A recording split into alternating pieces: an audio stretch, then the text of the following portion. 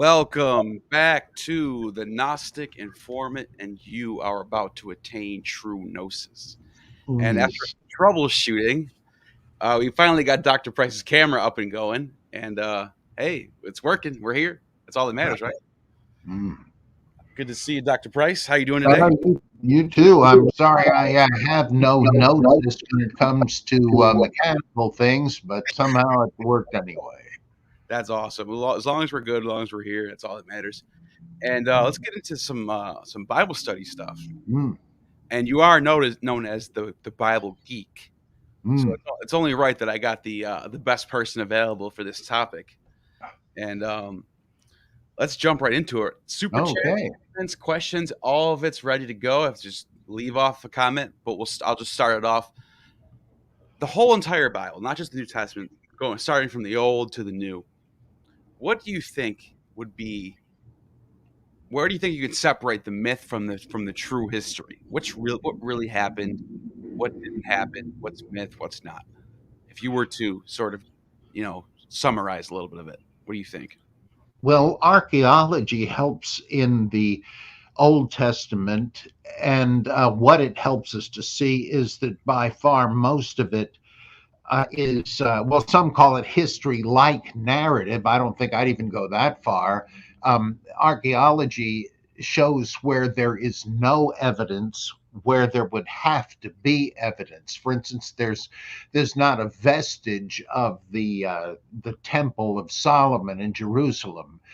Somebody found once some kind of a knob that was on the end of something, and it was shaped like a pomegranate, and they said, well, the Bible says there were little decorative details like this in the temple, so I guess this must be part of Solomon's temple. But then talk about making the exception into the rule. My first question is, well, where the heck's the rest of it? I mean, what do you think? God sent down angels with huge vacuum cleaners to get rid of it all? What the heck? I mean, that's really just as ludicrous as God or Satan sending angels or demons to plant phony dinosaur bones left over, I guess, from Jurassic Park. I don't know what it just seems ludicrous. Uh, but then you do have a few things in the later portion of the stories in the Book of Kings, for instance, where it talks about the house of Omri, the dynasty that ruled Israel in the north, and a couple of kings perhaps are named. But there, and I think there's some records in Babylon indicating that yes, indeed, Jews were there at some point, but that's not saying much. I mean, I don't think anybody ever denied that there was such a thing as Jewish settlement in Canaan or Palestine. But that's about it, because the evidence does not, for instance, indicate that there was ever a conquest of Canaan. And if anything, Jews or Israelites, whatever you want to call them, gradually filtered into the highlands of Palestine and settled. But all the stuff we read about in Joshua and Judges about these great victories over the pagan Canaanites, there's nothing to support that. And again, there'd have to be, to take a step back, the Exodus. There are three possible routes that the Israelites fleeing Egypt might have taken. But archaeology shows not a trace of such a vast movement of people in any one of the three. And again, why not? Did the angels clean up like after a ticker tape parade in New York? It's just absurd. There's no bones of the huge herds of animals and so on and so forth. And whereas you do, as Russell Demirkin points out in his book on Plato and the Old Testament, you do have a tradition of people of settlements creating origin narratives in which a charismatic leader brings the whole bunch of people to their new home and promulgates laws and all this. It's standard fictional mythology, and it's even when there's a little bit of support for there having been an Israel of some type, it doesn't really give you the idea that there was any Davidic monarchy or any real kingdom to rule for a long time. So plus, forget about the miracles and all that. In the nature of the case, I suppose you couldn't find evidence of that even if it happened. But it really rules out almost all of it. And of course, once you get to the Hasmonean times, Judah Maccabee and the War of Liberation against the Seleucid Empire, well, yeah, Josephus tells us about that too. And there's a couple of people have dreams and visions, but you don't really have the kind of Cecil B. DeMille stuff you do earlier. Then they used to say, and in fact, fundamentalists still say, how about biblical archaeology? Everything the Bible says was there has been found. They're just dreaming. That is not the case. Right. Albright and others just said, Solomon had stables with horses. Hey, here's some stables, must be them. And it was just what I call pin the tail on the Bible.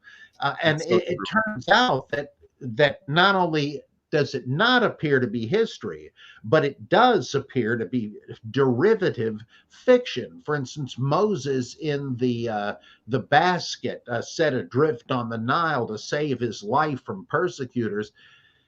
That appears to be just borrowed lock, stock, and barrel from a similar story about the Assyrian Emperor Sargon. And as critics have known for a long, long time, or as, again, Russell Gmirkin points out recently, Solomon appears to be just a Jewish copy of Shalmaneser III, another Assyrian emperor who had the stables, the navy, the palace, and even the same name, right? Because Shalmaneser is the same as Solomon. Solomon is just a linguistic variant on Shalman, a Jerusalemite god of the sunset. And so this stuff about Solomon meaning man of peace, no, as if it meant shalom man. No, he's named after the god Shalman. And Salmaneser just means Shalman is my help. Like a Nebuchadnezzar meant a Nebo, another god, is my help.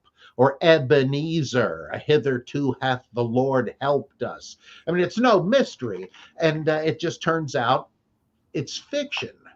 And then you look at Hammurabi's code, eye for an eye and tooth for a tooth, looks eerily similar to the laws in the Moses laws and Deuteronomy and the 613 commandments. That's looks like it's ripped straight from Hammurabi's code. Yeah, scholars have pretty much verified that recently by doing a closer study of the two than anybody had done. And again, Gmirkin, who, as far as I'm concerned, is the new Wellhausen. This guy's just a genius. Yeah. He also showed that a lot of the laws in the Old Testament come right, or at least exactly parallel laws in Plato's Laws and his Republic. And it's just the opposite of what Philo said way back in the 1st century AD or CE, where he imagined that the Pentateuch was earlier, and Moses actually wrote it, and that Plato must have read that and allegorized it, and that's where he got his whole philosophy. It's funny if there is a connection, but it's just the opposite. Right. This is less embarrassing, by the way, if you're an Eastern Orthodox Christian, because they viewed Plato, Socrates, and people like this as Christians before Christ. Yeah, divinely inspired. Yeah, with even the Logos, right? I mean, they even use some of the same terminology. Well, if that's the case, it doesn't really matter much. Now, with the New Testament, you have a similar situation. It's closer in time, and so things like, did the Romans actually rule Palestine? Well, yeah, of course. There's truckloads of evidence for that. Nobody ever doubted it. But were there synagogues in Galilee? You can't be sure. There's some buildings that might have been used for that, but there's no identifying distinctives. And if there weren't, and it'd be kind of odd if you didn't have any evidence again. So it's possible that they were used as synagogues in the ostensible time of Jesus, but it's really flipping a coin. There's no way to know that. And it seems to me that what you have to do is to ask yourself, well, this is equally true of the Old Testament narrative. You got to ask yourself, does this read like epic fiction or like a chronicle of history? And of course, it's the latter, not the former. Historians don't pretend to know what a character was thinking and so on. I mean, that's novelistic. And the miracles and so on. Again, you don't have to be some kind of naturalistic skeptic like they always charge critical scholars with being. No, you just say to yourself, if nobody ever sees things such as are reported here happening, why should we believe they ever did? If just some ancient person say so is enough to convince us, well, then let's start believing that in the Southern Hemisphere, there were people that had faces in their abdomens. Because ancient travelers tell us that. Let's start believing you can change lead into gold because somebody said they could. Let's start believing that people turn into werewolves because they used to believe that, and so on. And nobody believes that, and what's the difference? I mean, it's strange and bizarre, just like any miracle is. Well, yeah, that's the whole point. It's like my favorite analogy, which you probably got sick of. I'm sure you've heard it 50 times. If you come in from a hard day's work, sit down in front of the TV, you don't know what the last thing that was on was, so you just flip it on, and the first thing you see is a giant reptile smashing its way through Tokyo. Now, do you conclude, oh, I'm watching the news network? No, you don't, because you've never seen or heard of anything remotely like this happening in the real world, but you have seen plenty of cheesy monster flicks from Toho Studios, and you would naturally say, well, I didn't see the title of this. I'm coming in the middle, but what am I going to think? What's more likely, that this is another Toho Studios movie or that this is news coverage? Nobody has any trouble with the principle of analogy, right? You weren't there, you don't know for absolute certainty, but it's not hard to render a judgment of probability. And that's the way you're dealing with Jesus in the Gospels.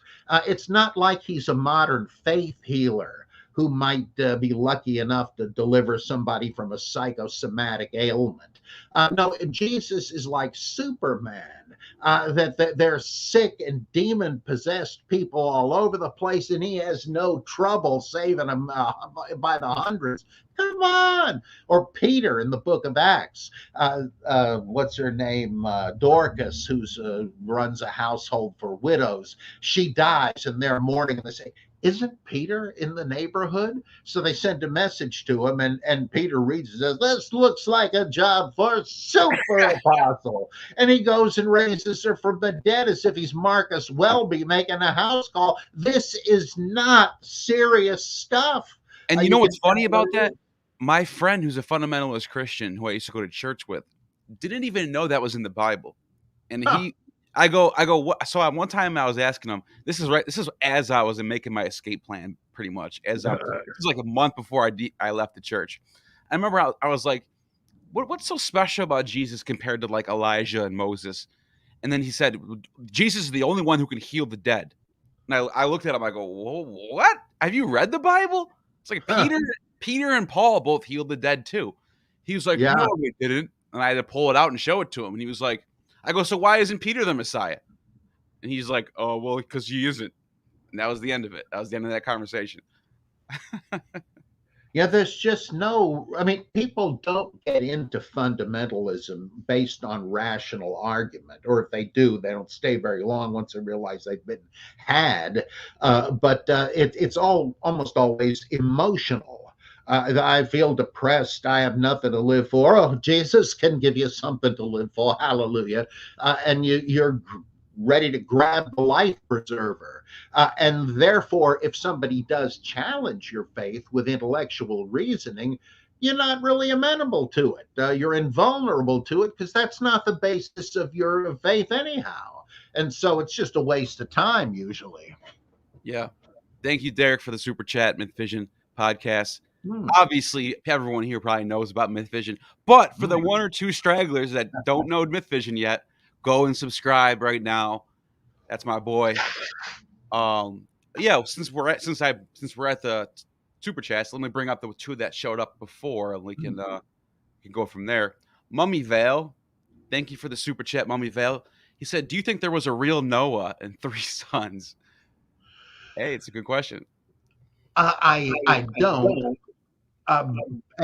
It partly because it's so close to a Greek myth, where the Titans gang up on their father to overthrow him by castrating him, and that removed his royal authority because, like, the king is the father of the country and so on. And they and This is so much like, instead of Cronus Caius, uh, Iapetus, and whatever the fourth one was in the Greek myth, ganging up on Uranus. It's Shem, Ham, Japheth, and Canaan who gang up on Noah and apparently castrate him, though the scribes have kind of castrated the text. But he's done something. Somebody did something much worse than seeing Noah sitting there naked, bombed, and the rabbis apparently decided this is just too disgusting. Let's leave it tacit. But presumably they castrated him, and that's why he curses Canaan, who has now been made his grandson. But if he had nothing to do with the plot, why is he the only one that's cursed rather than Shem, Ham, and Japheth? And the names. Japheth is the name of one of the Titans worshipped by the Philistines, Iapetus. And Yeah. Shem is the same as Baal Shamim, the Lord of Heaven, and so on. I mean, it just comes right out of neighborhood mythology. And another point about that is that it seems like the sort of taking the polytheism characters and miniature gods and turning them into prophets. And for example, there was a god from Canaan named Gad, who was the god Mhm. of fortune and luck. We have a tribe Mhm. of Gad. Also, there's a tribe of Asher. Everyone knows who Asher is. Asher is one of the main gods of the Assyrians. Right. So Oh, their country's named after him. Asher, right. So, and I'm not sure about the other 10 tribes, but I wouldn't be surprised if some of those tribes got their names from some sort of deity or something. If that Well, makes my theory is that Zebulun is named for uh, Baal Zebul, who becomes a devil in much later thought, because they worship the god Zebul, yeah. who wasn't a demon or anything. It means the Lord of the world. And there are other of the tribes are named for geographical areas, like Ephraim. That's not a personal name. That it's a plural noun, which means the people that live on Mount Ephrath, and or Anytime Issachar. you have that I am at the end of a Hebrew word, im, that's plural. Yeah. Elohim means the gods. Like Mhm. that's not a secret. That's just how you speak Hebrew. Yeah. And so you can come up with a bunch of these things, and some of them we don't really know what they meant, but by the ones we do know, it's pretty obvious they were a disparate bunch of tribes that federated together at some point and posited a common ancestor, which was the custom among all these little countries and tribes throughout the Mediterranean. Yeah, it's fascinating. Let's get to the next one. The next one, Yakuvi Itzraim. Um, Believe it or Mm. not, I was gonna get to a Patreon left me a question And this is the same question, so this is great. We're rolling in 2-1 right here. Mhm. And so thank you for the super chat. It says, "What does Robert Price think of the Nazareth inscription?" Is that the one that says anybody caught tampering with a grave is doing it under pain of death? Exactly. Yeah, That's that is a pretty wild stab in the dark. Because it's people, of course, the point of apologists appealing to this is, oh, I bet you Pilate, who apparently was the one that put that there, was thinking of the hoax that Jesus' disciples stole the body, and that's why the tomb was empty. Um, did they think that this was going to become a fad, like a YouTube challenge? See how many bodies you can steal? I mean, there were other people that stole bodies, but sometimes for magic purposes.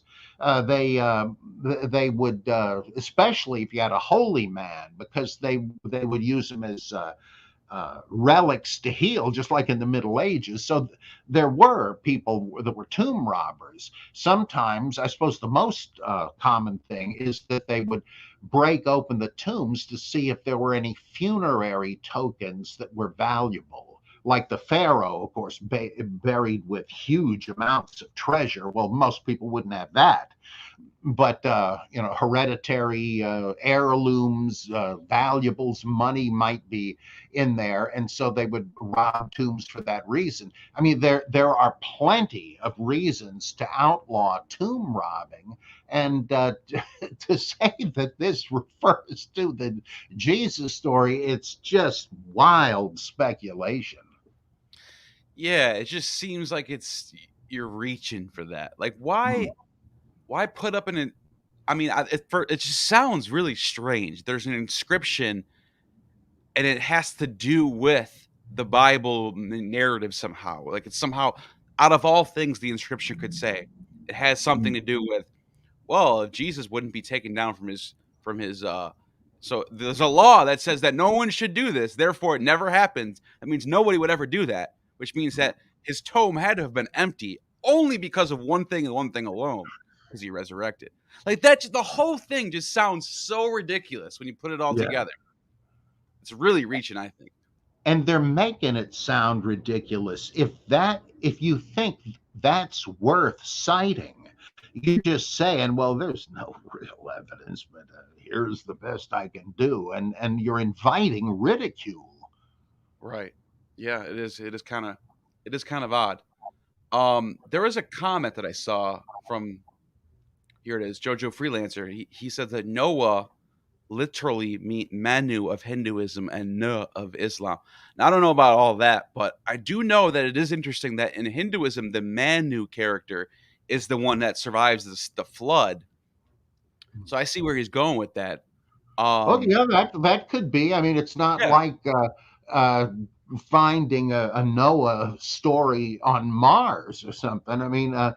there was travel way back there between the far reaches of Asia, so that's possible. And I think Nuh in the Quran is explicitly supposed to be Noah, but Yeah, Noah, that name is also another version of Enoch, and probably originally the whole thing was parallel to the story of Utnapishtim in the Gilgamesh epic, where trying to find the secret of immortality to raise his friend Enkidu from the dead, Gilgamesh goes underground to the Tahom, the universal ocean, and is told to seek out Utnapishtim, who survived the flood. And he does. He finds him, and he tells him that the story of it, which is very much like the Noah story. And he says, that's why I'm still alive. The gods conferred immortality on me. So if that's what you want, I can tell you how to get it.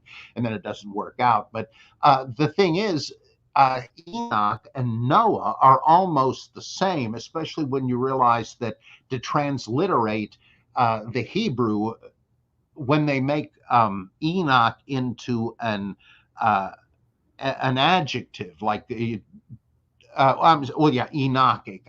When you do that with Noah, I'm sorry, there's a ch in it, Noachian. And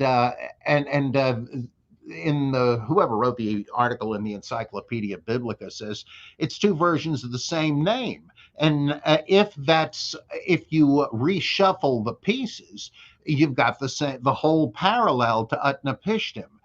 God warns the righteous man about a world-destroying flood. He obeys the God's instructions, builds the ark, takes his relatives and the animals, and comes out. And since he obeyed God, he's given immortality. And Like not only, goes. and not only that, he lets off a bird who comes Oh, back. oh yeah, yeah. Like that. That's as specific as it gets for that story to be in there. Now, I know a lot of apologists use that story as strength to strengthen their argument. See, this is the story of the guy who survived. The Babylonians just didn't have the right details, but they have the same story, so it has to be true. The only problem with that is the dating. So the Babylonians and Sumerians were thriving. If you take the Bible, if you actually do the math, right, you take all the ages of all the patriarchs and go to the genealogy and look, okay, Jesus to David, all the way back to Abraham, all the way back to Noah. If you could literally do this. You could do the math, how old all of them were when they died, and you can get a date. It's like 2,300 BC or something. I'm just throwing it somewhere in the third millennium BC when the flood was. So if you get that number, and then you're like, okay, let's look at the Sumerian history. Oh, they were thriving in that time. In fact, this is right before Sargon of Akkad takes over and starts his empire. Like, not even a century before that. So you're telling me that 3 people, or should I say 8 people, but one guy, 3 sons, and 4 other women or whatever. I think that's right. Yeah. 5. Yeah. 5. And 4 women. You're telling me that those people populated the entire world within a century to get to the Sargonic Empire, an empire that's conquering all of Assyria, and Egypt's thriving now all of a sudden. We know India was populated by then. Even China was populated by then. Hell, even the Americas was getting populated at that time. Doesn't make any sense at all. So then you have to look at that, and then if you want to say that by the way, the scroll, or the actual archaeology that has that story of the flood survivor, the Artaxerxes and the Epic of Gilgamesh, they were already around when this story was supposedly happening. So what do they predict that story? Was this a prophecy of Noah? This is an interesting question. I have never heard anybody try to get out of the problem this way, but I suspect people have. How there's a similar difficulty with the age of the earth, right? That according to the same method you just mentioned that Bishop Ussher used, the creation, comparing the genealogies, doing all the math, the world must have been created in 4004 BC. But of course, there's all kinds of ways, geologically, dendrochronologically, and so on, that show, oh no, it's way older than that. Well, old Earth creationism comes about to deal with that, and the gap theory. All right. I guess they were wrong about that. But there must have been gaps in the genealogy. They just mentioned the most important people. I don't think that works, because the fact that it says how old one patriarch was when he had kids, how long he remained alive, and so forth. But this is another version of that dilemma. And so they could probably try to use the same evasive tactics to say, well, yes, you're right, that would be pretty funny. But it must actually have been much older, and the Bible, suddenly they'll start getting non-literal when they're in a tight spot. But also, they probably would say all these other versions of the flood, they're less accurate later records, that the flood of Noah was the real one, and the traditions became garbled in these other countries. But luckily, thanks to the inspiration of the Holy Spirit, you got a rather different, because more original and accurate version of the Bible. Again, I've never heard anybody say that, but I bet some of them do. It's just that it's obviously a kind of ad hoc hypothesis. It's just it's so complicated. It's just automatic. It's like a razor. Do you really want to go with this? It's just a house of cards. And plus, even if there weren't any of these chronological problems, where did they get the penguins? They're all kinds of animals they couldn't have known about. So what did God put rafts on the shore of Antarctica and have the penguins just climb you guys board? get off here. We'll let everyone else off at their own spots. Yeah. Well, that's a great point, because I had an expert on biology and evolution with Dr. Joshua Bowen as well, who's a Assyriologist. We all three of us did this topic in general. We went in on the Noah's Ark thing, and she was making the point that Erica Gutsick Gibbons. She was making the point that, look, only these animals live in this part of the world. This part of the world where only certain animals live, and then you could see on certain continents that used to be together. For example, Africa and South America used to be connected because of Pangea. Mm-hmm. You can see where the relatives are based on the coast. So it's like, you're telling me that Noah's Ark happens, the whole world's in a flood, the entire Pangea thing all happens in 1 year, or they just magically appear on certain continents where it looks like they were together, and God just confuses everybody and makes it look like the continents are fit together like puzzle pieces, but they really don't. It's really just our imagination. Satan did all this. That's your only two options. Well, some say that some apologists say that God did create things in the order in which we find them in the fossil record, and he made the species so some look a lot like the others, and there's a bigger gap between this bunch and that bunch, and they wind up saying, all right, it does. In effect, they're saying it does look as if evolution happened, but it didn't. God just discreetly created all of them in stages and in different places, like with the related species on the now separate continents. He just decided to make it look like they had a common. Why? What on earth?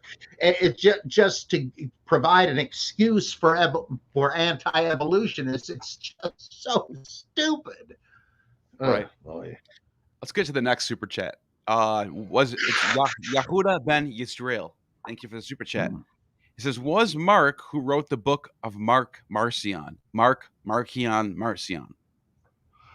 Yeah, Marcion means little Mark, diminutive, like Caesarion was the son of Julius Caesar and Cleopatra. I mean, little Caesar, not the pizza guy. But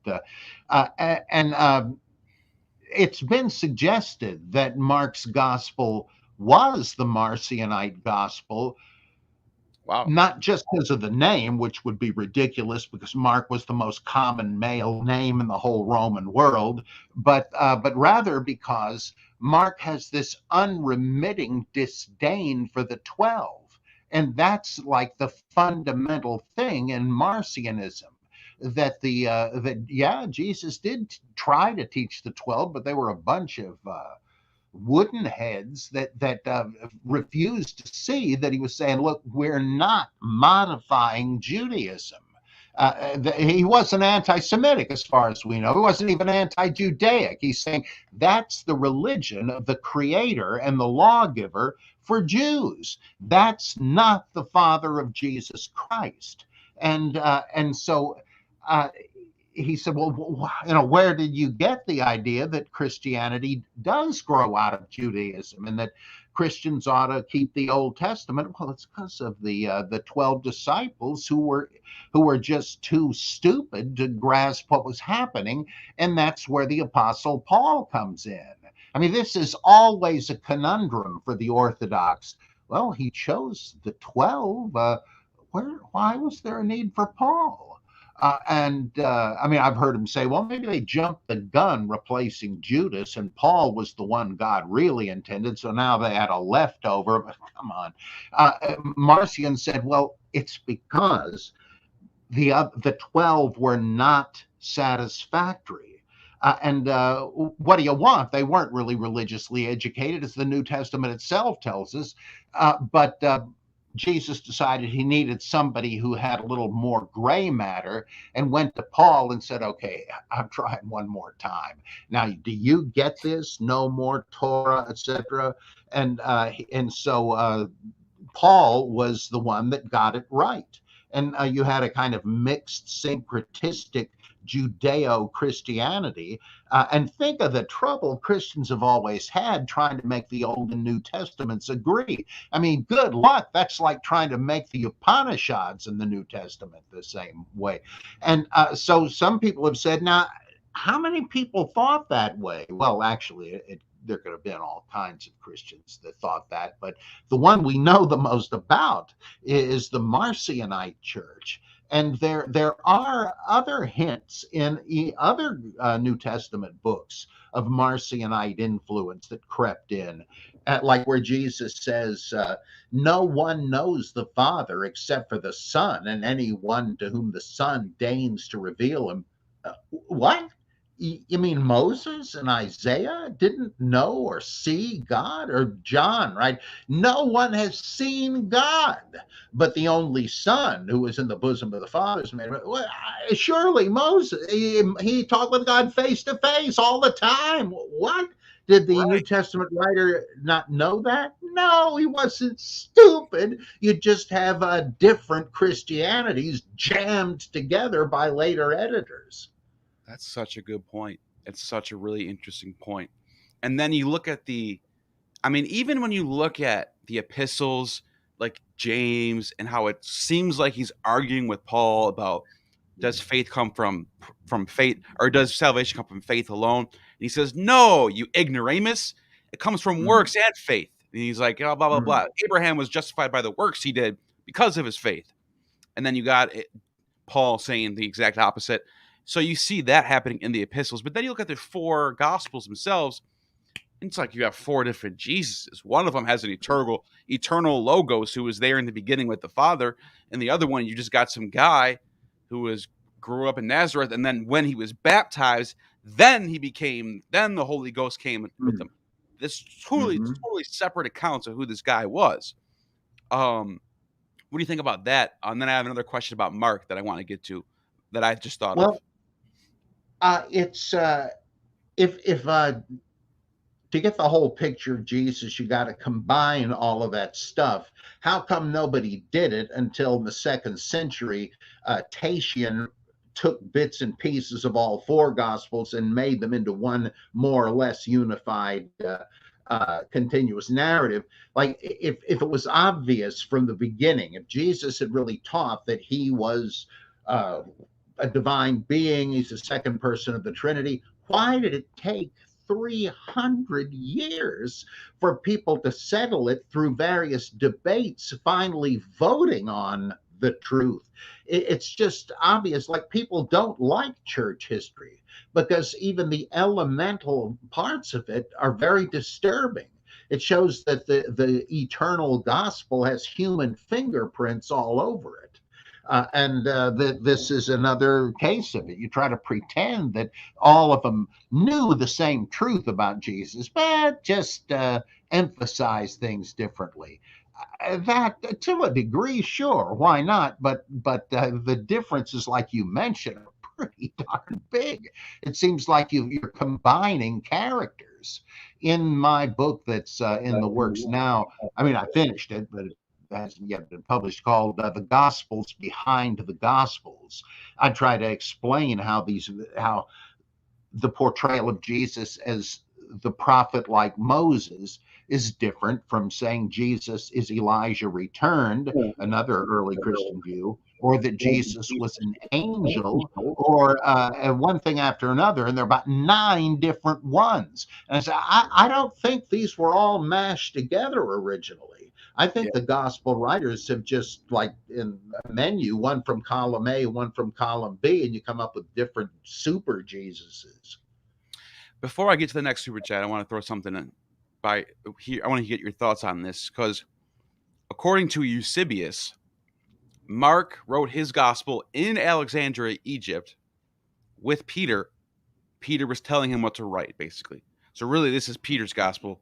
Mark's just the scribe who's writing it, according to Eusebius. That's all. I'm just going by what it says in the history. So if this is true, Mark's living in Egypt. Well, it turns out where there's a tome of Saint Mark that right now is in Venice, and they say they got the tome from Egypt. That was transported from Egypt centuries ago. It was brought from Egypt to Venice sometime, I don't know when. But now this is the question, right? Because Alexander the Great was buried, or not buried, but he was, laid to rest in Alexandria, Egypt. And his tome was very famous. Everyone knew about it. All of a sudden, it vanishes from history in like the year 225 AD. Is like the last time somebody in history ever mentioned seeing it. I can't remember the person's name. Long story short, a couple centuries later, after Christianity becomes the state religion of all of the West, the Roman Empire plus Europe and everything, and Egypt. Well, this author named Chrysippus or whatever the name is, he wrote that he went to go find the tome and he can't find it. And he said every person he asked were like, we don't know what happened to that thing. It's been gone for a long time. So it turns out that now people are saying that the tome that Alexander was buried in, which they think because the Egyptians thought his father was Nectanebo. Well, the tome that's in Venice that they thought was St. Mark has some inscription in hieroglyphics that they did not decode until they found the Rosetta Stone in like the 19th, whatever that was, Napoleon era, right? So they find this the Rosetta Stone, which now they can read hieroglyphics. And sure enough, the hieroglyphics say something about Nectanebo on there. So they think that the tome of St. Mark might be Alexander the Great. Now, I say all that to say this. This is my question for you. If this is really Alexander the Great's tomb, what does that do for Jesus' mythicism, historicity, if Mark is a real person or not? Or why would they take the tome of Mark or take the tome of Alexander the Great and make it Mark? That right there is mind-blowing to think about this, because the repercussions of that, this isn't proven, by the way, this is still a theory. Nobody knows if this is true or not. For all we know, it could be St. Mark. They just could have said, hey, that's a cool looking tomb. Bring it over here. Put Mark in there. Who knows? That could have happened.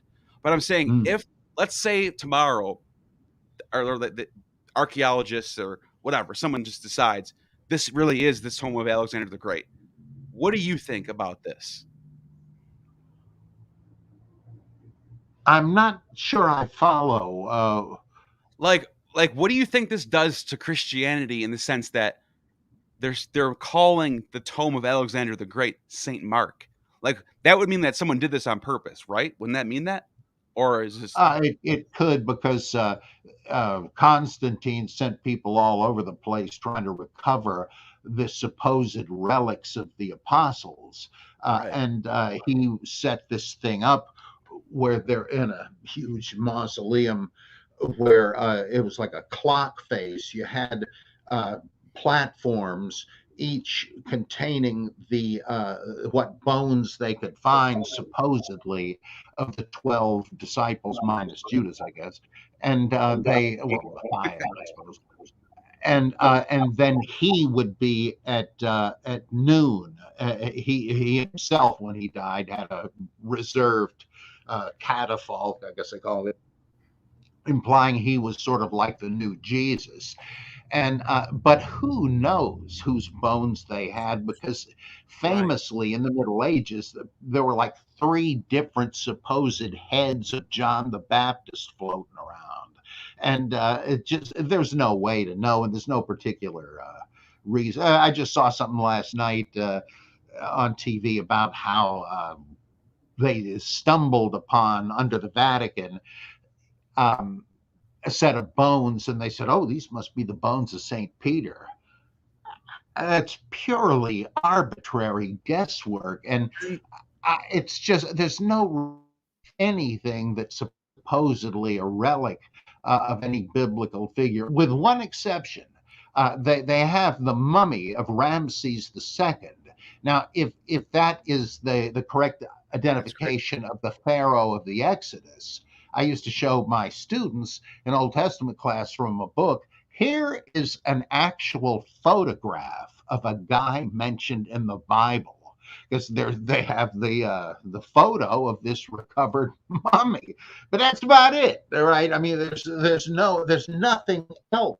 It's and I don't think that bears on mythicism versus historicism, because they say, well, suppose you discovered the tomb of Jesus, the body of Jesus. How would you know? You have the same ambiguities as with the Shroud of Turin. I Right. mean, even bracketing the dating thing, which is enough to explode it. To say, Yeah. well, this guy had the same sort of wounds. They were crucifying thousands of people. There's no name on the thing. And so there's no, I mean, even if they were real and had been crucified or whatever, who knows what the heck would happen. Right. And the reason why I asked that question is because somebody like Alexander the Great, who is probably on everyone's top 5 list of the most famous people ever in history, probably most people. I mean, literally, that Alexander the Great, everyone knows who Alexander the Great is. The fact that someone like that can get lost in history, one, that right there is amazing. But two, for him to be replaced by one of the 4 gospel writers sounds it sounds really conspiracy theories all start floating. You know what I'm saying? Like, it sounds really strange to me. That's all I'm saying. I just wanted to get your thoughts. It's kind of like if you found that statue of Isis breastfeeding Horus. Some people apparently first thought that was the Virgin Mary and Jesus, and it's no. You see these hieroglyphs here. It's Isis and Horus, like or making a rechristening an old pagan temple as a Christian church. It's sort of like that. This is a bit, or making Brumalia, the nativity of Mithras, into Christmas, the nativity of Jesus. It's like, why destroy this stuff if you can capitalize on it? So it might simply be that we don't care about Alexander, the no good pagan, but we do care about the evangelist Mark, and if he was in Egypt, good enough. Yeah. In fact, that legend about Mark itself grew in the telling. I think the earliest version from Papias in around 125 or so says that Mark was Peter's secretary Right. in Rome, and that he just decided to write down what Peter was in the habit of telling Christians there. And not that Peter dictated or even told him to do it. And then later we hear that, oh, no, he wrote it down when he had moved to Alexandria. And of Right. course, when you hear something like that, you know they're just trying to sort of steal the notoriety of another holy place, which happened all the time. Yeah, exactly. All right, let's get to the next one. Enough of my conspiracy theories. I just thought I'd float that by you. No, But there anyway, were conspiracies like that. no, for me to say, like, for me to suggest that they're purposely making Alexander the Great into Mark as some They sort of, might have. but it could, you never know. That's not far out. Yeah, it's not that far. I don't think so. Thank you. Thanks for that. All right, the next one is from Adalia. How you doing? Good friend of the channel. And not sure if this is correct, but does Robert Price see in Josephus' books the correlations and parallels between Titus and Jesus? This is kind of like we were just talking about with Mark and Alexander, but Titus and Jesus. Titus sacking the temple. He's being the son of a deified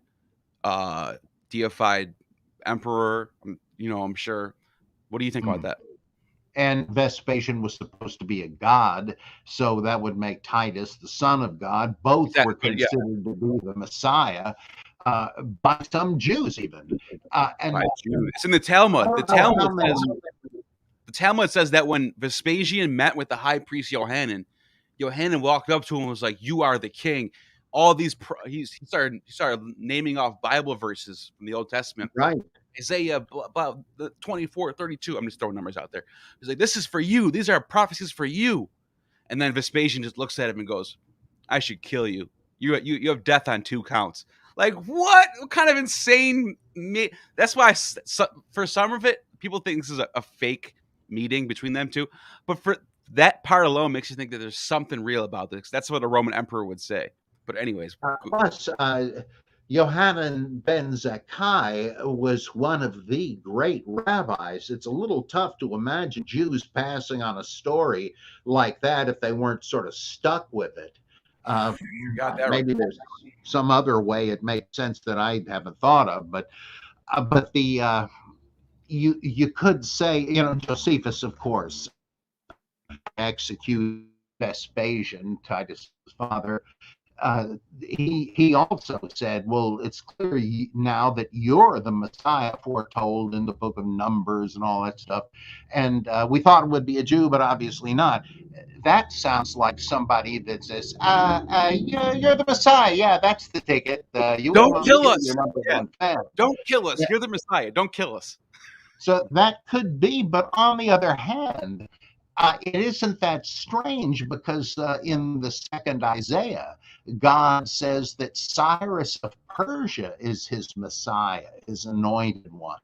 And so if God sends a deliverer, it may not really matter or a judge, because they naturally had to say that they naturally had to believe that God had sent the Romans to punish them, because otherwise, what are you going to say? God doesn't care.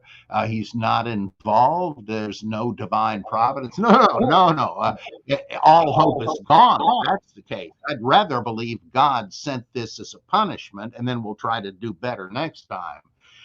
But in the sense that Titus was the son of a god, and I don't know how many other parallels. I know Vespasian supposedly healed a couple of people to his own surprise. Oh yeah, that's not even that's in Tacitus and Suetonius. Yeah. That's in multiple accounts. Obviously it's not true, but it's in multiple accounts. So it's like you ask theists, Christians, or anyone in general, why don't you believe that? What do you answer? What's your answer? It's in multiple accounts. It's written down. Why don't you believe that? Oh, well, that's because it's not true. Blah blah blah. Then they become a skeptic in that sense. But back to the question though. There's actually a passage in Josephus in the Wars, or is it the Wars or the Antiquities, or one of the two books, right? Where he says that when the catapult was shooting stones, they would look up in the sky and say, "The sun comes. The sun comes," and it's SON. There's also and this is my English translation, and there's an annotation on the bottom. Whoever put this together, this translation, I can't remember who it was. It's famous translation. They were just quoting the Beatles. Here comes the sun. Here comes the sun. No, but actually in the annotation it says that the Greek word for sun and sun, believe it or not, is not just similar in English. It's actually similar in Greek too. So they couldn't tell if it means sun Helios or Elias. So that's really fascinating that even in the Greek, the sun, that the passage in Josephus talking about Titus sacking Jerusalem says the sun comes, and they couldn't tell if it's the sun, S-U-N, or S-O-N. That's fascinating. Would be huios, and that is similar. That's what I meant. That's what I meant. Yeah, I'm sorry. But there's also an interesting thing at the crucifixion when Jesus in Mark says, Eloi, Eloi, lama sabachthani. Why have you forsaken me? I don't know that anybody else said this, but I first read it in the channeled 19th century book, The Aquarian Gospel of Jesus the Christ, which is a really interesting New Agey kind of book. a lot of work went into it, and the author has Jesus crying out, and Helios, which is in almost the same in Greek as Elijah, which is Elias, and he said that that was connected. The author here, Levi Dowling, claimed that Jesus was calling on the sun to return because of the darkness at noon. And I have to take that seriously. I think there's some weird thing in the background there. But maybe this other thing is another version of that somehow. But I think the relevance of the Jesus Titus business is the theory that Joe Atwill and uh, uh, what's Jim Valiant and James Valiant. Yep. Warren Fay say that suppose this was suppose the mark on Apocalypse, Mark 13, when it talks about the coming of the Son of Man in judgment, and it's the question that introduces it is, when's this going to happen? The destruction of the temple. When's that slated for? And it winds up being about the coming of the Son of Man in judgment.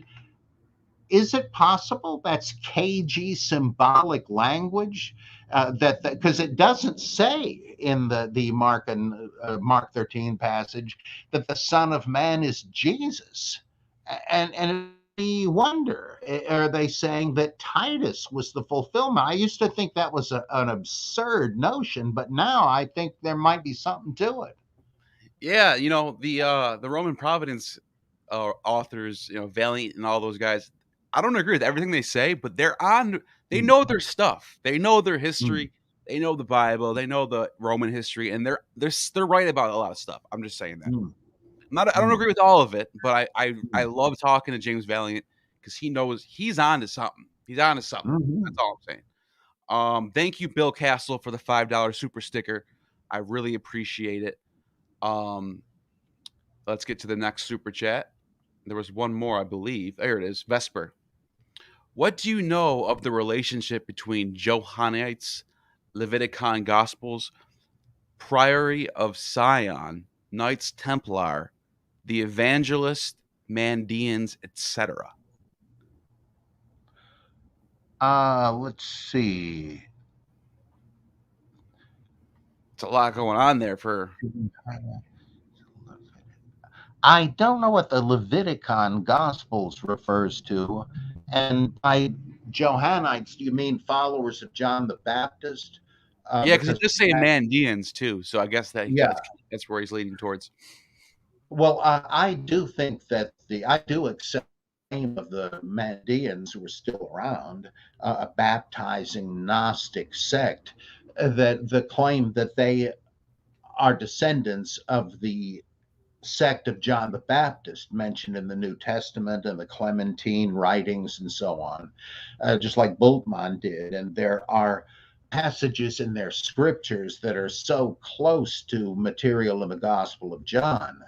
And it doesn't really sound like it was copied. It sounds like it was the same thought world, like Manda Dahai, I think it is, or one of their angelic redeemers says, a good shepherd am I, the true vine am I, and various other things that have different contexts and all that, but they're revelation discourses like you find in the Gospel of John. And John's appealing to John the Baptist fans to jump ship and come over to Christianity. It is express in its insistence that John the Baptist, whoever he may have been, was not the Messiah, but that John would have wanted any of you Baptist followers to go to Jesus instead, that he was merely the front man for Jesus, and so his disciples should not be jealous on his account that he's being eclipsed by Jesus and so on. So I think that the John the Baptist sect continued on its own for at least a couple of centuries and maybe even till today. That is my working hypothesis. Now, what would they have to do with the Priory of Zion and the Knights Templar? Well, the Knights Templar were an order of armed monks who volunteered to go to the Holy Land to protect Catholic pilgrims who wanted to visit the holy sites. And I suppose from that, they must have charged a fee, but one way or another, they became fabulously wealthy, though as ascetics, they didn't keep the money themselves. There was nothing they wanted to buy. And so they had this huge fortune set up. Well, they started banking in Europe, and the kings, when they ran low on funds, would get a loan from the Knights Templar, and finally, Philip the Fair, French king, decided, that money looks real good over there. It would sure get me out of debt. And so he circulated this false accusation that the Templars were heretics, that they were diabolists and closet Muslims, and that they worshipped and literally kissed the butt of this goat-headed demon Baphomet. Baphomet. And of course, right there, the whole thing is spurious because Baphomet is just an old French spelling of Mahomet or Muhammad. The Sibylline Oracles. The Sibylline Oracles also talks about what you're talking about right now. But yeah, let's go ahead. So they managed to persecute and kill them, and it's possible that let's see, who else we talking about? It's possible that they took refuge among the Cathari or the Albigensians, who were medieval Gnostics, and were finally besieged and slaughtered by the Catholic armies. Well, what was the real treasure of the Templars and the Cathari? This theory that you find in books like the Holy Blood, Holy Grail, the Da Vinci Code, which is really based right on that, and several other things, several other books. It's surprising how many of them exist about this. The real treasure was the secret that these people claimed the Templars discovered when they broke into the basement of what had been the Temple of Solomon. And that must be where they got all the piled up gold and the genealogy of Jesus, which indicated that he married Mary Magdalene. And then they both skipped the country and went across the Mediterranean to Gaul or to France. And there they had children. And the Priory of Zion supposedly was this underground group that kept all this alive in secret. And they claimed that the Cathari and the Templars had possession of the Holy Grail. That was one of their chief treasures, and that Jesus brought that to France. Now, that's based on an old Arthurian legend that after he rose from the dead, Joseph of Arimathea went with Jesus to France and with the Grail, and so on. Well, from whence it passed to King Arthur and the Round Table. Well, the Priory of Zion supposedly they said that the real Holy Grail, the San Grial, the Holy Grail, was actually the Sang Real, the Holy Blood. And it was the knowledge of the bloodline of Jesus and Mary Magdalene, which had given rise to the Merovingian dynasty of kings, which I guess was before Charlemagne, like Pepin the Short and those guys, Clovis and all that. And the Priory of Zion, though there once was such a thing, was revived by a weird fringe political group who supported monarchy. They wanted the monarchy of France restored. And the guy that was behind this claimed that he himself was the last heir of the Merovingian kings. And so, if they were to restore the French monarchy, he'd be sitting on the throne. The Holy Grail, the holy bloodline, existed in him. Now, to back this up, they had the priory, today's Priory of Zion, had placed in some archive in the Louvre, I guess, some supposed documents from medieval times and Renaissance times with the Priory of Zion, whose members included Leonardo da Vinci and all kinds of great inventors and philosophers. And that backed up the genealogy that issued in this guy. Well, these things were shortly debunked as frauds, but that didn't stop a lot of people from jumping on this bandwagon. And so the novel, the Da Vinci Code, and the movie version of it, and if you saw the TV series Preacher, that's all about that too, but it's just utterly fictitious. It's modern hoaxing turned into a modern legend, and it's fascinating, but a lot of bunk. No, that's what I'm saying. It's very fascinating, but it's also a good representation of how you can look at the past. For example, you're talking about France and Rome, the church, and then the French Emperor Charlemagne, and the relationship between the two. France obviously had more military power going forward in the medieval times. Well, if you look at the papacy when it moved to France, a lot of people don't know this, but the Roman papacy actually moved to France for 70 years. So what they did was, I think it was. yeah, and so what they later called it was, they called it the Babylonian captivity of the Vatican. 70 years is how long the Jews were in Babylon for. Well, the Roman Church, the Vatican, went to Avignon. They called the Avignon papacy, and so they had this. The French and the Romans had this relationship similar to the Babylonians and the Jews, and they line it up perfectly as the Bible does. But it shows you how that's so easy to do. That's what I'm basically. It shows you all you got to do is, okay, it's been 70 years. Let's go back to Rome, and then we can say, oh, look, it was a Babylonian captivity. That probably was so easy to do. It's nothing magical about that. It's like a self-fulfilled prophecy. It's like, oh, look, Jesus had 12 disciples. Okay, he could have chose 12 people. That's it. Certain things people look at are like, oh, the numbers all match up. You can make that. It's so easy to make all that stuff happen. That's what I'm saying.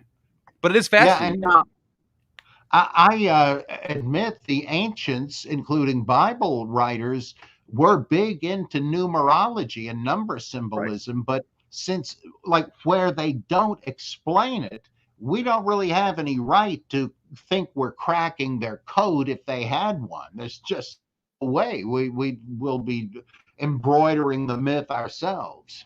Right. All right, next super chat. If anybody wants to read what I wrote about the Da Vinci Code, I have a book called The Da Vinci Fraud that goes into all of this stuff, and you might find it interesting. The link is in the description right now. RobertMPrice.Mindbender. It's already there right now. So if you want to check that out, it's all, you can find it right there. Critical Faculty, my buddy, what's going on? Just a hello and keep up the great work. Message for some of my favorite humans on the third rock from the sun.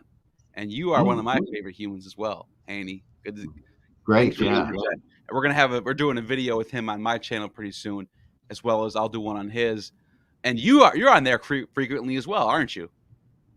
Critical. Yeah, I love being sort of on the staff here. Yeah, he's awesome. Good stuff. Everyone go subscribe to Critical Faculty if you haven't already. And there's a couple more, I believe. So let's see. We got Johnny Left Hand for the $10. Thank you, Johnny. How is it possible less than 100 documents, codices, manuscripts exist today from all of Roman history, 700 years? How do you justify using later writers to justify any logical thought on that time? 100 documents from today, from all the Roman history. Manuscripts like? I think they're talking or about like manuscripts for the Bible, like for Christianity, that type of stuff. well, the Bible. There are tens of thousands of manuscripts in different languages that go way back there. And but the problem, and often people will point to that and say, you see, it's never been changed. Well, that's not really the case. In fact, there are all kinds of changes, though most of them that we can trace are pretty insignificant, where it's pretty obvious what happened, that somebody just skipped part of a sentence or repeated a sentence accidentally because they were nodding off. And or sometimes you can't really tell. One bunch of manuscripts has a verse and a bunch of other ones don't, like Father forgive them, they know not what they do. That's in a bunch of copies of Luke, but another bunch doesn't have them. I don't know how you can settle that, and so we'll never really know. And but there are other ones where there's a long piece of text that's in later manuscripts, not earlier ones, and so you really have to conclude that they've been added, but it isn't total chaos. Now, the thing that lessens confidence in the accurate transmission of the Bible is that there's, in both cases, Old and New Testament, there's a kind of transition period early on where we don't have any manuscripts. So and this is especially bad because as we trace corruptions in the biblical manuscripts, the earlier they are, the more trouble there is. More, and we think that's because they weren't yet held in this absolute esteem as sacred scripture. People were a little less careful about it. And that means that if the earliest possible manuscripts have vanished, well, what changes might have been made to give us what we have now? William O. Walker and others have argued convincingly that the big reason we don't have any manuscripts of the New Testament, for instance, before, I think it's the Chester Beatty Papyri around 200 AD, is because that the church authorities gathered up everybody's copies and weeded out stuff they didn't like and made them uniform. There's a tradition about the Quran that I think Uthman, one of the caliphs, did this, that Muslims had all kinds of theological debates, quoting this and that passage of the Quran. And one of them said, well, how about this? It says this right here. And the other guy says, not in my copy. And there was enough of this that Uthman said, yeah, look, we better do this. Now, we don't know if he really did that or not, but it's not unthinkable. And Walker says something like that. If that happened, it would explain this silence in the manuscript tradition. And before the ones we have. Though another possibility would be that it's because the stuff was not written until the late 2nd century, so that there isn't that much of a gap, but who the heck knows? And it's like, and even there, you've got to say, all right, let's suppose what we have is almost identical to the first published, circulated versions of the Gospels, the epistles, the Psalms, the prophets. What about the years leading up to those? Like right. There's all kinds of apparent interpolation and redaction, condensation that we cannot trace anymore except by internal evidence. Right. That's why those arguments that, well, it's perfectly preserved. We just don't know. I'll give you a prime example in the King James version of the Bible, and this is a lot of different versions that have a differing thing. For the Epistle of John, 1 John 5:7, it says that for these three are that bear record in heaven, the Father, the Word, and the Holy Ghost, and these three are one. On the surface, that looks like a perfect example of the Trinity in the Bible. This would be the only one, because there's nowhere in the New Testament or Old Testament or anywhere does it say anything about Trinity. This verse looks like it is a Trinity verse. But then you actually look at the oldest manuscripts you can find, 2nd and 3rd century manuscripts of this, which, by the way, there are no 1st century manuscripts of any of the New Testament. Right. As far as I know, the oldest we have are late 2nd century, and then you start to get into the 3rd is when they all start popping up. Long story short, none of them have this in there. They only have the first sentence, for there are 3 that bear record in heaven. I don't even know if it's. I'm not sure what it says, but it's very. You quoted accurately. Okay, so that's the one. The next 2 sentences where it says the Father, the Holy Ghost, and these 3 are one. Those parts are added in way later, and I guess Erasmus, who was the one who compiled the Textus Receptus, he didn't want to add this verse in there, but they were like, he got pushed into doing it. Like, you better put it in there. You better do it. He was showing he had to compose a Greek New Testament from several partial manuscripts, and for some of it, he had no Greek manuscript evidence at all, and just went to the Latin Vulgate and translated that in Greek. Well, when he showed a friend of his the result, the guy's reading through it and he says, "Say, where's the Trinity verse, the one you quoted?" And Erasmus said, "There's no Greek manuscript evidence for that." And so his friend tells him, "Well, maybe I can help you out there." And a few days later, he comes back with one, and the assumption is that it was a forgery, and that's how it got into the King James. Right, because they're saying that before the 14th century, there's none of that. They don't see it at all. Maybe just in the Latin verses, but that's mind blowing though. That alone, these are the type of things that when I was finding out as a Christian, made me wonder, why am I the only one who's blown away by this stuff? And I was at a King James only church, and I would bring this up to people in the church, and they'd be like, "Oh, it's all lies. It's all lies. Satan's just trying to. It's not true. That's not true." That's all they would say. And I'd be like, "Okay, show me something. Show me a manuscript that says this verse. Anything. Just show me one." "Nah, don't listen to them. Don't listen to them." That's all you get. So, that's whatever. It is what it is. I'm not trying to hate too much, but that's just my personal, experience. And so, but a lot of people, I think it's important to point that out, is like these manuscripts. Yeah, they all met. They're all pretty close to each other, but they don't go back as far as people want them to go back, is what I'm saying. I think that's what the question was getting at. It's like, how don't we have a bunch from the 1st century? Well, there's a lot of reasons why. Papyrus doesn't last that long. The early Christians weren't that powerful. They didn't have funding to preserve these texts. That could be I'm being fair here. I'm trying to be fair. That could be a factor too.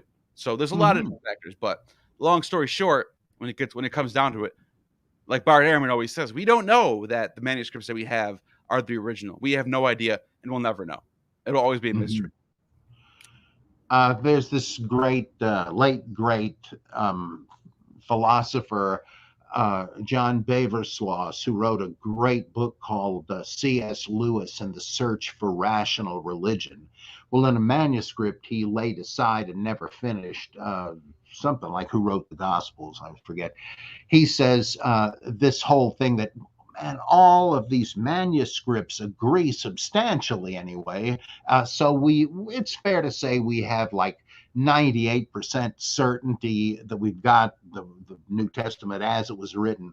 And Beversluis said, that doesn't follow. I mean, if somebody says, "Hey, you want to know what my cousin Sally looked like?" Well, I happen to have a zillion photographs of her.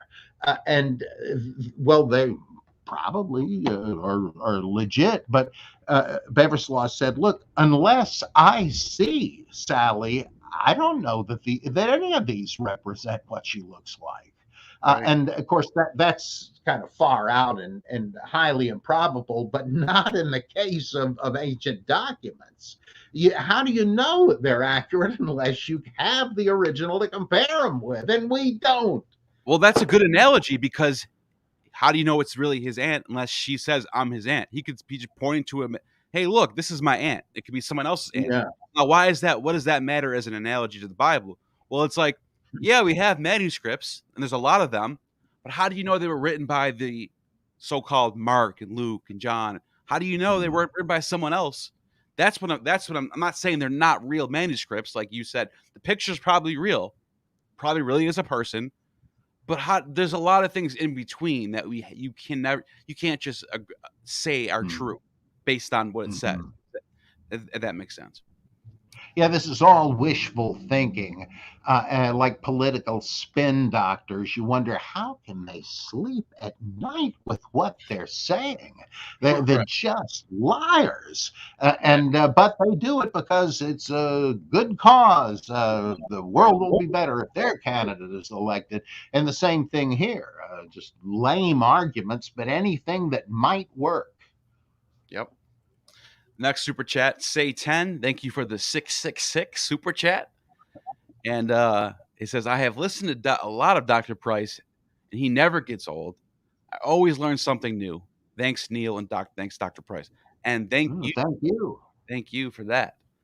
And I don't know if that's the last one. I think it might be. And we are definitely well into past an hour. Let me just make sure there's nothing else hanging along, no stragglers. That's it. That is it. Anything you want to conclude on what we talked about? Well, this is just another example of the approach I always take and that I recommend, that if we really love the Bible for its own sake, we're not going to prejudge anything. And there is no reason to attack the Bible.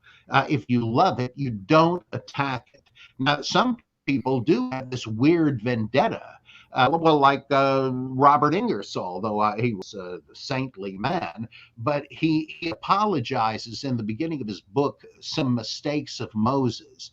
He says it's in bad taste to criticize the Bible. There are treasures within it, but I'm afraid I have to point out the mistakes and stuff to debunk the use of it by people to tell other people what to do.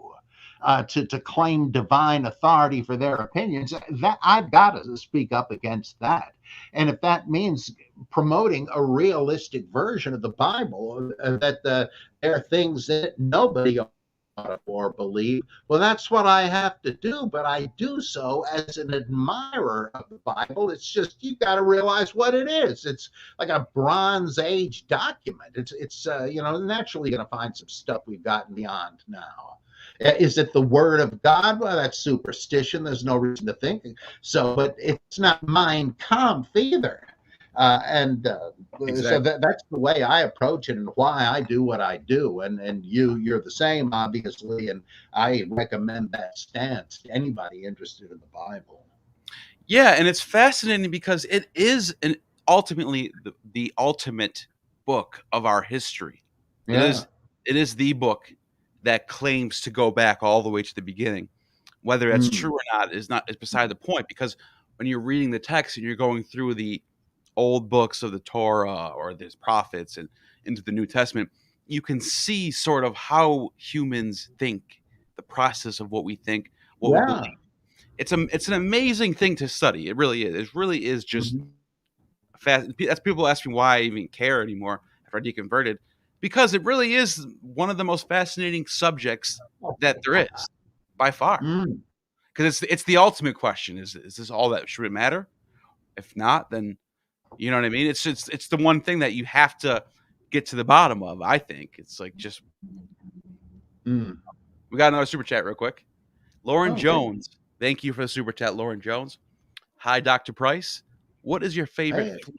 What is your favorite flood myth? Thanks for your great work. Flood myth. I guess. So there's a lot of them out there. Yeah, in fact, in my politically correct Bible, which is a humor book, I have Noah emerging from the ark, and he sees that the hull of his boat is in a traffic jam with loads of other arks piloted by guys whose gods forewarned them. And here's Utnapishtim over here, and here's Sudra over here, and so on. You say, well, what's the deal? I thought I was the only one. No, you're not. I guess my favorite would be probably the J version of the flood from Genesis, it's interwoven with the P version, but I like the J one better. Yeah. What is the difference between those two, by the way? Because I know that scholars have pointed out that you can tell there's like an interwoven going on.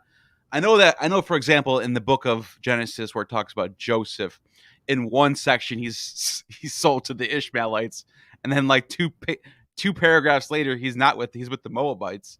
Like, how did that happen?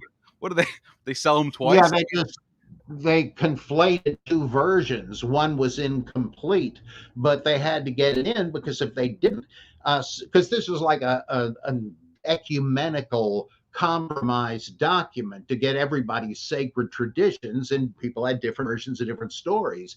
And if they left one out, somebody would be reading and say, "Hey, where's so and so?" Forget it. In fact, this happened when the Revised Standard Version was published, because it didn't have the long ending of Mark with all the snake handling and stuff like that. It didn't have the woman taken in adultery from John. It didn't have the Trinity verse that you mentioned. And there were fundamentalists that held book burnings of the RSV. Yeah, they lost their minds over that. Yeah, and their favorite wasn't in there. Right, and the ironic thing about that is the fundamentalists lose their minds over good scholarly done Bible translations that are based off the ancient manuscripts alone, nothing else. No Latin Bibles from the 6th, 7th century. None of that. They're going right to the source, and the fundamentalists hate that, which they should love, right? Don't they want the real thing? Well, yeah, in fact, a couple of the early textual critics, I think, oh boy, what's his name? Tregelles, I think, and another one, were zealots to find old manuscripts, and one of them found the Codex Sinaiticus in the garbage at a monastery in the Sinai Peninsula. And these guys were Plymouth Brethren. I mean, about as fundamentalist as you could get. Saw the need for textual criticism, because they said, hey, we believe in verbal inspiration. We think God virtually dictated it, or if he didn't, the result was the same. This is the word of God. We don't want admixture of some jerk's ideas what ought to be in the Bible. So if there's something that isn't in the Bible, let's get rid of it. Shouldn't be in there. And there are fundamentalists that correctly saw, if it matters what it says, word for word, then let's make sure we got the right words. But you can well understand the fear of everybody else, because since you can't be that sure, you know how they like to say the Bible said it, I believe it, that settles it. Well, if you're not sure the Bible said it, in this case, in that case, and you can't be absolutely sure in any case, oh boy. And so I can well understand that, but it's more psychology than logic. Well, it's so funny that you said it, because one of the last conversations I had with not the pastor of the church I was going to, but another pastor from a church that was close by, they were all interconnected. It was like the KJV only born agains. They were all like sort of in this like network, right? Well, one of the young pastors, his name is Miguel, and he reached out to me in text message, and we had this long conversation. He's asking, "Why are you leaving? What's going on? What do you not see? What I can help you out. I can give you all the answers." Like, he was doing one of those things, and I brought up exactly what we're talking about. Like, the King James is not perfect. First of all, let's start with this. And he would literally say to me, if I would point out something like we just talked about, like the 1 John 5:7 thing, and I would point this out to him, and he would literally say, it doesn't matter. The King James is perfect, pure, and it's inspired by God, no matter what you say, no matter what you throw at me. And I go, that's literally, so you're literally saying it's perfect because you say so. He's like, no, not because I say so, because it is. I go, well, that's because you're saying so. Like that, I'm not even joking. This is the conversation we had. This is the conversation we actually had. And it came down to him saying, the King James is perfect, not a poo-poo. I don't care what you say. That's literally the content. I'm like, okay, so I don't know what to tell you. Bye. Like that was like a 2-week long conversation back and forth. I'll never forget that. They were trying to keep me there. That's That's the type of church I was in. You know what I mean? But Well, the oh yeah, same sort of thing happens with different issues all the time in churches. yeah. Oh You know, yeah, I believe in Jesus Christ as my personal savior, but I'm not so sure about the inerrancy of the Bible. You're no Christian. Get out of here. right. That's what and that's what it came down to. I don't know if you didn't believe the King James Bible was perfect, pure Word of God, then you were going to hell. And they would say Mm. people who read the NIV, the New International Version, were being tricked by Satan to read a false Bible, and they were going to go to hell. All Catholics were going to hell. This is what they would say. This is how hardcore these people were. Wow. Yeah, that's happening right now in 2022. There's churches out there that say that. Wow. But Amazing. but yeah, last thing I wanted to ask you before we go is what is the difference in the priestly and the J source for the Noah's flood? Well, they in the two accounts, there's a different estimate as to how long the flood lasted. I think I could have the wrong one, but I think in J it's 40 days and 40 nights. But in P it's like something days. In the J version leaves it open for possibly a devastating local flood. But in the P version, it's very clear that the whole world is submerged, even beyond the Himalayas, had they known about them. In the J version, there are the animals go aboard the ark in let's see, pairs of unclean animals, but 7 pairs, I think, of ritually clean or kosher animals. And the reason for that is they're going to need to eat something while they're on the high seas, but they're not going to eat any of the unclean ones. So they're eating. They need extras of the unclean ones and clean ones. I'm sorry. And the reason for that is that Jay imagines the Levitical code was already in effect at the beginning, but the priestly writer knows that was a subsequent development. So he has a different number. He knows they wouldn't have been eating any of them. And I'm not sure if they split up the birds that they send for reconnaissance. But those are the biggies. Both of them end with a pledge from God not to flood out the human race again. But those are sort of big. One gives the measurements for the ark, the other doesn't. And I think those are the big ones. Yeah, that's a big difference too. That's a lot of differences right there. Yeah, I mean, when it comes down to it, it's like the way I see the Old Testament and even the New, it's parts of the New, is it's sort of allegorizing real historical, not events, but like eras. I mean, like I think it's possible that Abraham, when they're compiling stories of Abraham, they're thinking their orally tradition being passed down of certain time periods, certain things happening, certain eras, and they're sort of characterizing it with Abraham or David. I know some scholars don't even think David existed. Dr. Francesca, she doesn't think he existed. Dr. Israel, what's his name? Israel, what's his name again? Dr. Israel, I think his name is, but he's a famous biblical scholar and archaeologist. He points out that the city of Jericho, Israel Finkelstein, he points out that the city of Jericho was long gone before the Canaanites were taken over or whatever happened with the story of Joshua, whatever that is. He said that it was long gone before that. By the time that Joshua really was a real thing, like if that really was a story, if there really was Israelites going into Canaan, there's no Jericho by then. That city was gone, buried already. They did the archaeology for that. That's proven.